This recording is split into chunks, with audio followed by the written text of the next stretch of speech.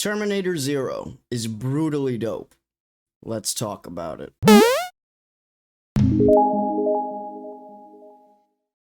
Terminator Zero is the latest installment in Netflix's anime barrage. In this one,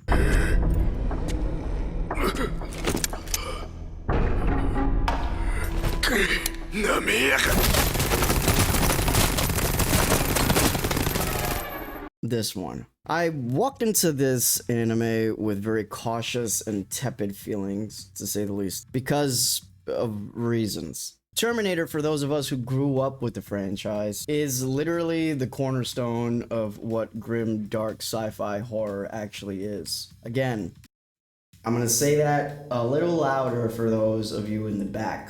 Terminator is a grim, dark sci-fi horror. What about this statement has Hollywood failed to get right? Ding, ding, ding! You guessed it. Horror. See, Terminator and Terminator 2 Judgment Day have a very unique perspective on AI and how that sci-fi aspect ultimately deems humanity as a cancer upon the earth that needs to be eliminated. It's just very dark stuff, guys. The created killing the creator. The doom of humanity as a result of the product of something that humanity has created, built to protect it. The mere question of what happens when AI gains sentience scares the shit out of all of us. And it's extremely relevant to this day, with AI clearly taking control of everything, but the AI, it needs work, right? It still needs some work. We still can't get AI to understand specific English accents. Hey Google! Hey Google! Hey blood clot Google! Google! Fuck game! Play a while out by rather while. But I like to hold these two films as sort of like the penultimate idea of, you know, what Terminator actually is, or what it's supposed to be. A very bleak, dystopian look at what our future looks like as a human race. So this video is for those peeps, those people that remember Terminator for what it was. For those of you that actually remember the horror that actually is Terminator and Arnold Schwarzenegger with no eyebrows. You asshole. And with that being said, guys, let's get into Terminator Zero. Spoiler warning. And this is sort of spoiler territory and sort of not, to be honest. I'm not going to be dissecting the first season, you know, episode by episode, or, you know, going in really detailed stuff here. But some of the things I'm going to be talking about can lead into spoiler territory, so there's your warning. What I really want to touch on are sort of like the key story themes of the first Terminator films that make it unique, and also how those kind of have transposed into the animation. So essentially how Terminator Zero uses those poignant, you know, self-reflective kind of questions in a really cool way and turned it on its head, in a sense. Of those themes that we're going to be talking about and, you know, story beats, they're going to be listed right here. Okay, so before we get into anything, let's outline the two films, Terminator 1 and Terminator 2 Judgment Day. You have Arnold Schwarzenegger playing the bad guy and returning in Judgment Day as the good guy. The threat is Skynet, a sentient rogue AI that gains all the knowledge of humankind and says, well, you guys suck. I need to kill you, and proceeds to mass genocide all of humanity, no matter race or creed.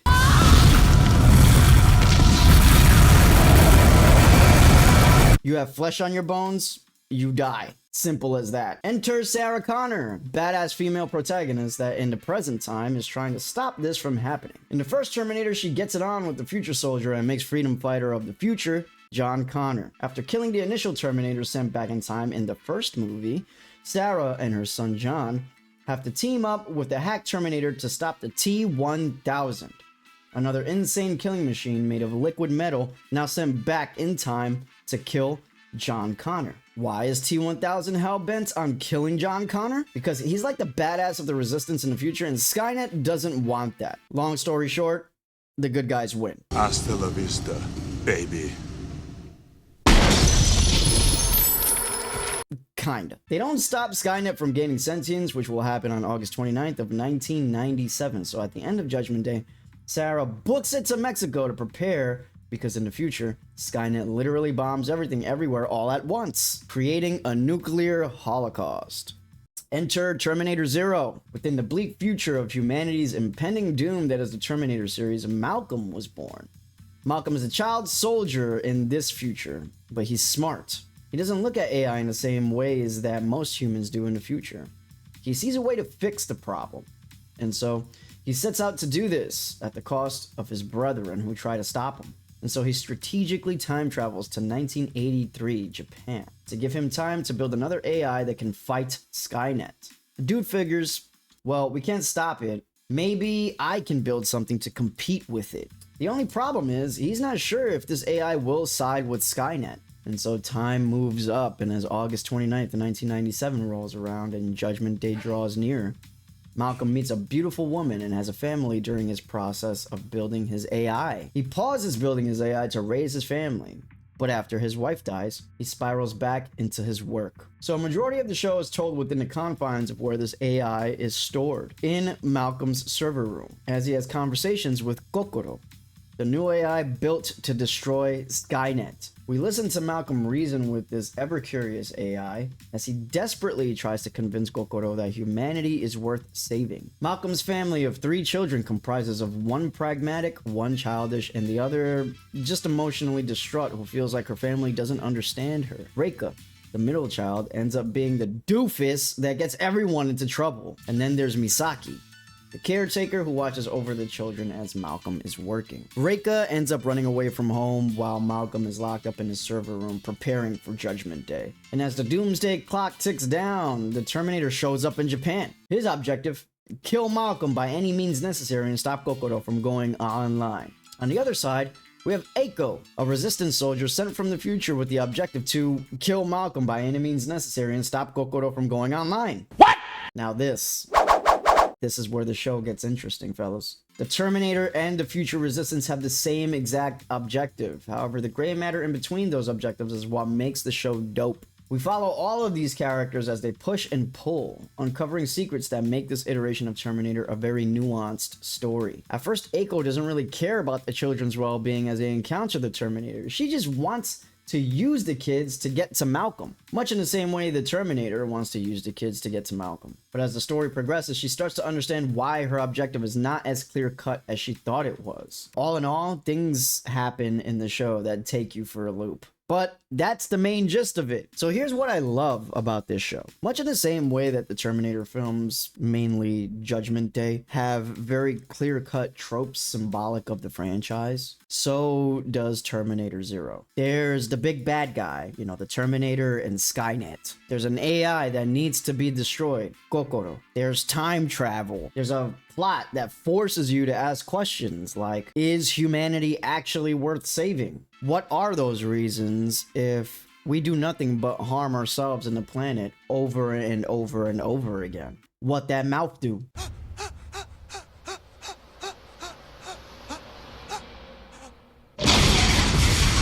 If a few people from the past die in the process of trying to stop Judgment Day, is it worth the lives of countless individuals in the future? I don't know, but Eiko doesn't give a shit. This is literally the crux of what Malcolm is trying to explore in his journey throughout Terminator Zero. And it's also what he's trying to convey to Kokoro. These are very, very interesting questions that offer a really reflective lens into humanity as a whole. It forces us to analyze ourselves, because are we actually worth saving? To juxtapose this, we follow Eiko, who indiscriminately murders people in the streets of Japan just to complete her objective. She doesn't care. She's trying to save mankind's future, damn it. Even if it does mean that we eventually die out. It. But this also simultaneously does not make her any better than the Terminator that she's trying to stop. And that is a lifeless machine hell-bent on one objective, and it will complete it unless it's destroyed. It's also incredibly interesting to see the steps that this Terminator has to take because of the fact that the show is set in Japan. So I don't know if you guys know, but Japan has extremely strict gun laws. So it becomes increasingly difficult for this guy to just find a bazooka and start blowing shit up like in America. He has to make a crossbow that shoots out of his forearm.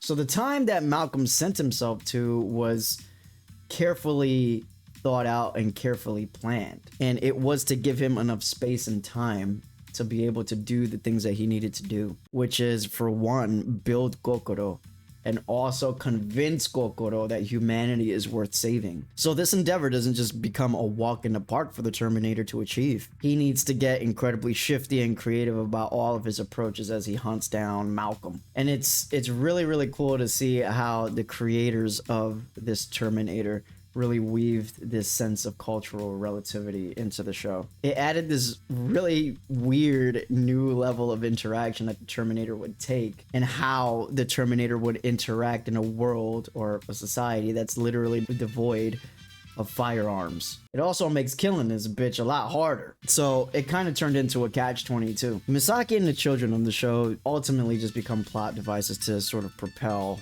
the show forward as the doomsday clock ticks down. It gives Eiko something to do. It gives the Terminator something to do. But as the story follows all of them, you learn things about each and every single one of the characters that gives them legitimate weight in the franchise as a whole. You could actually see how their perspectives on the world, because they're all very different, could influence later iterations of the show moving forward. And also, another thing that I really liked is that the characters, the family, actually felt like a family. They're a family that's held together by the mutual trauma of loss. And they're all reeling from the effects of losing, a mother, a wife. And every single family member deals with this loss in a completely different way. I also love that, these animators really, they knew Terminator. They studied it. And they brought it back to its original roots. It's gritty. It's gruesome. You find out extremely quickly that this Terminator is not playing games.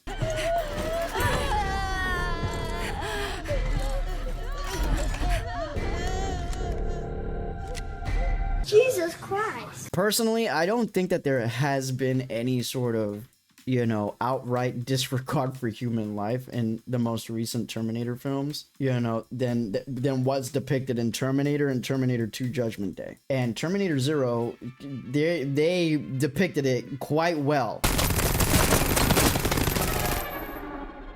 I just feel like the newer films have sort of lost the plot of why the Terminator itself is such a terrifying thing. And the films have kind of just become these set pieces to sort of bring back the franchise just to portray the action of it, which is, the action's cool. I'm not gonna lie. Some of the action is great, but that's not what makes the Terminator. It's this existential horror of everything, the fear of the future, the fear of AI taking control, the fear of what humanity's future looks like as a result of creating this insane AI that can control everything. The animation took it back in such a lovely action. Like, you feel it in the flashback scenes. You feel it following Eiko because all of the steps and everything that she does adds to her motives. It gives you this sense of just nail-biting tension as the episodes end and you start drawing nearer and nearer and nearer to the end. And it makes the world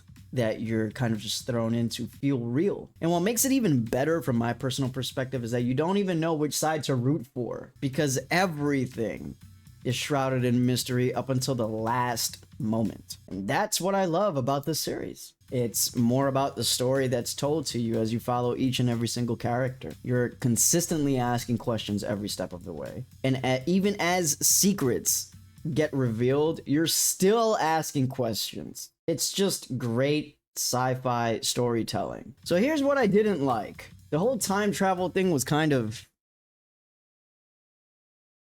goofily explained. I don't really think that any mainstream media does as well, to be honest. And Terminator Zero is no exception. Like, they don't really do it well at all. Like, I understood it. It was just every instance of time travel, every time someone has stepped foot into one of those machines, all they've really done is manage to swap out one reality for another. So they hoped to change the present and the future by going into the past. However, It is no longer their past, is it? It's not a past at all. Okay, Grandma, what the f are you actually talking about? All in all, I could overlook that whole thing about time travel. It was just goofy to me. It just felt, I don't even know. It felt like it wasn't really thought out all too well, to be honest. It felt like an episode of Loki, but if the dude just like, what's his name? Ouroboros was just like, he had a glow stick or something. I don't even know. It just didn't make sense to me. But all in all, it felt like Terminator. It smelled like Terminator. It is the Terminator that I grew up with and fell in love with as a child. So that whole aspect of it, I could overlook that. Fine, whatever. This one little goof. Cool. Conclusion. This show was made with an incredibly clear love for the original Terminator. It added nuance, it added cultural relativity, it's shrouded in mystery up until the literal last moment. It's everything that I loved about, you know, the franchise brought to life within the animation. It's Terminator.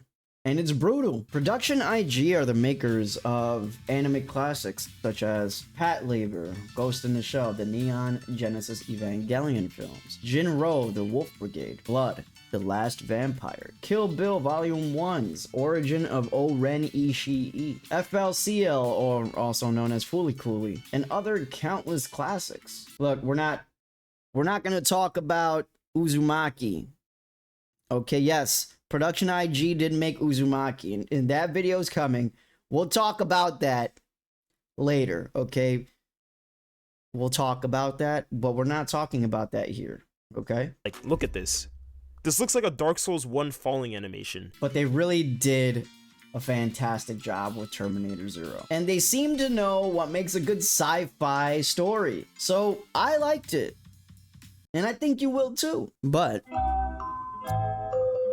what I think, what do you think? Did you watch Terminator Zero? And if you did, I want to know, what did you think about it? What did you like about it? What didn't you like about it? Please let me know in the comments. I would be happy to read your comments. And if you do know, I do respond to a lot of my comments, most of my comments, all of my comments, practically. So please let me know. I want to have a conversation with you. I want to know how you felt about Terminator Zero. I think you'd like it.